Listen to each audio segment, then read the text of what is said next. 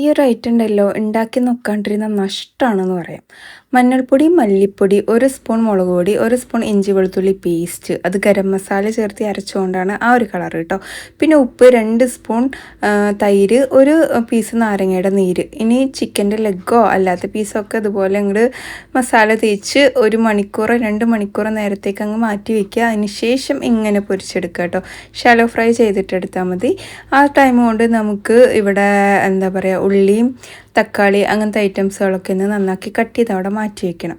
അങ്ങനെ അത്യാവശ്യം പൊരിച്ച ചിക്കൻ ഇതുപോലെ അങ്ങ് മാറ്റി വെച്ചിട്ടുണ്ട്. സെയിം ഓയിലിൽ തന്നെ തക്കാളി, ഇഞ്ചി, വെളുത്തുള്ളിയും അതുപോലെ 2 വലിയ ഉള്ളിയും ചോപ്പ് ചെയ്തത് ഒന്ന് വഴറ്റിയെടുത്ത് പൊടികളായിട്ട് മഞ്ഞൾപ്പൊടി, മുളക് പൊടി, മല്ലിപ്പൊടി, കസൂരി മേത്തി, ചിക്കൻ മസാല, പിന്നെ ഡ്രൈ മാംഗോ പൗഡർ, ഉപ്പ്, പിന്നെ കുരുമുളക് പൊടി ഇത്രയും ചേർത്തിട്ടൊന്ന് വഴറ്റിയെടുത്ത ശേഷം ഞാനിവിടെ ചിക്കൻ ആഡ് ചെയ്ത് കൊടുക്കുന്നുണ്ട്. നന്നായിട്ട് ഇളക്കി പൊത്തി പൊത്തി വെച്ചിട്ട് അങ്ങ് അടച്ച് വയ്ക്കുക.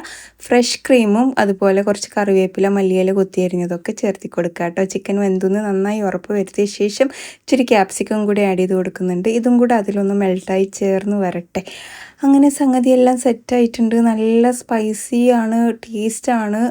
അപ്പോൾ ഫീഡ്ബാക്ക് അറിയിക്കാൻ മറക്കരുത് ഉണ്ടാക്കി നോക്കിയിട്ട് കേട്ടോ.